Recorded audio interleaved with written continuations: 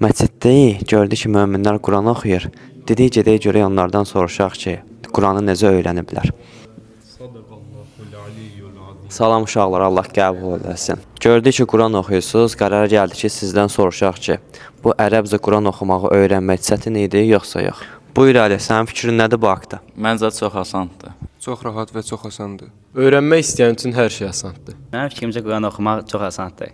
Öyrənmək istəyən üçün çox asandır. Asandır, amma bir şərtlə ki, gərək çalışılsın üstündə. Hər gün ən azı bir səhifə, bir ayə oxunsun. Gördüyünüz kimi Quranı ərəbcə oxumaq və öyrənmək çox asandır. Amma həqiqətən istəyənlər üçün.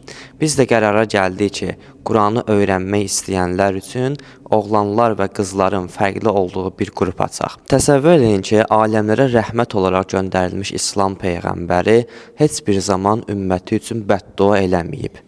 Onlar üçün bəla istəməyib.